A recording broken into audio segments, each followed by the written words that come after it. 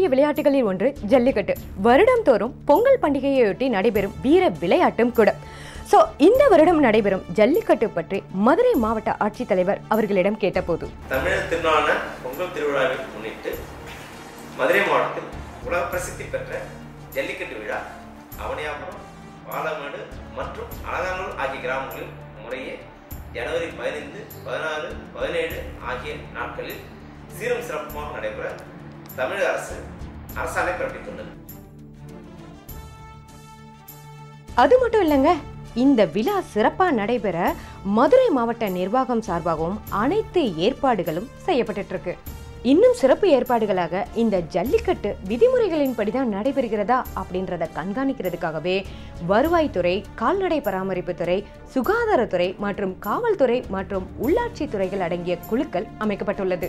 இன்னும் சிறப்பாக போட்டிகளில் பங்கு பெறும் காளைகளை பரிசோதிப்பதற்காக 10 தலைமை மருத்துவர்கள் கொண்ட குழுவும், 2 ஆம்புலன்ஸும், 2 நடமாடும் மருத்துவ குழுவும் தயார் நிலையில் ஏற்பாடு செய்யப்பட்டுள்ளது. வீரர்களுக்கான சிறப்பு ஏற்பாடுகளாக 1 மருத்துவர் மற்றும் 5 செவிலியர்கள் கொண்ட 10 குழுக்கள் வீரர்களை பரிசோதிப்பதற்காக நியமிக்கப்பட்டிருக்காங்க. அது மட்டும் இல்ல, ஜல்லிக்கட்டு நடைபெறும் இடம் தூய்மையா இருக்கணும் அப்படின்றதுக்காகவே 15 துப்புரவு தொழிலாளர்கள் கொண்ட 15 குழுக்கள் ஏற்பாடு செய்யப்பட்டிருக்கு.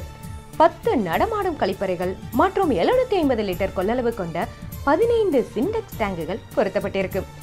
சிறு தீங்கும் நேராமல் அரசு விதிமுறைக்கு உட்பட்டு விளையாடுவேன் என்று உறுதிமொழி ஏற்கப்பட்ட பின் இவ்விழாவானது முறைப்படி தொடங்கப்பட்டு காலை 8 மணி முதல் மாலை 4 மணி வரை நடைபெறும் என்பதை தெரிவித்துள்ளது. மதுரை மாநகர காவல்துறை சார்பாக அவனியாபுரம் ஜல்லிக்கட்டுக்கு எந்த மாதிரியான பாதுகாப்பு முன் ஏற்பாடுகள் செய்யப்பட்டுள்ளது என்பது பற்றி மதுரை மாநகர காவல் ஆணையர் அவர்கள் கூறும் காணொலி. இந்த வருடம் மதுரை மாநகரில் உள்ள அவனியாபுரத்தில் தமிழக அரசின் ஆணையின்படி ஜல்லிக்கட்டு போட்டி 15ஆம் தேதி நடக்கவிருக்கிறது. இந்த போட்டியானது அரசின் விதிமுறைகளின்படி நடைபெறும். இந்த போட்டிற்கான பாதுகாப்பு ஏற்பாடுகளை மதுரை மாநகர காவல்துறையின் சார்பாக நாங்கள் மேற்கொண்டுள்ளோம். அந்த பாதுகாப்பிற்காக 5 துணை ஆணையர்கள், 6 உதவி ஆணையர்கள் மற்றும் காவல்துறை ஆய்வாளர்கள், உதவி ஆய்வாளர்கள், 500க்கும் மேற்பட்ட காவலர்களை இந்த போட்டியின் சமயத்தில் பாதுகாப்பு பணிக்காக ஈடுபடுத்த இருக்கிறோம்.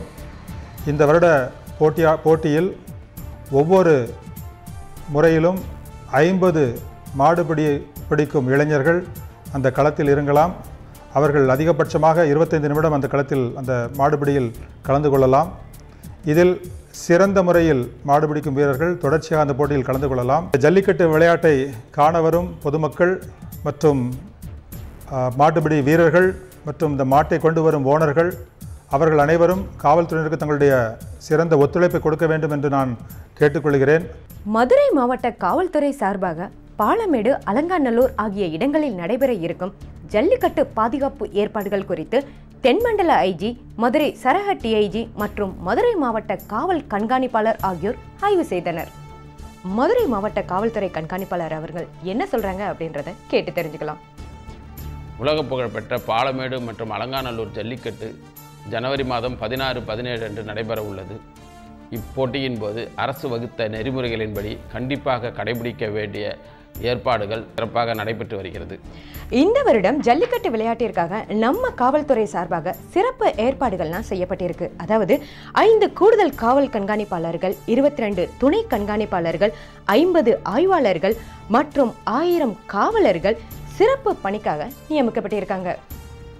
அது மட்டும் இல்ல, வாடிவாசல்ல இருந்து காளைகள் சேகரிக்கும் இடம் வரைக்கும் டபுள் பேரிகார்டர் போட ஏற்பாடுகள் நடைபெற்று இருக்கு. இந்த வருடம் விளையாட்டு விதிமுறைகளாக 1 மணி நேரத்திற்கு ஒரு முறை 100 பேர் கொண்ட குழுவாக விளையாட அனுமதிக்கப்பட்டுள்ளது. அதை தொடர்ந்து சிறப்பாக விளையாடும் வீரர்கள் தொடர்ந்து களத்தில் இருக்க அனுமதிக்கப்படுவார்கள்.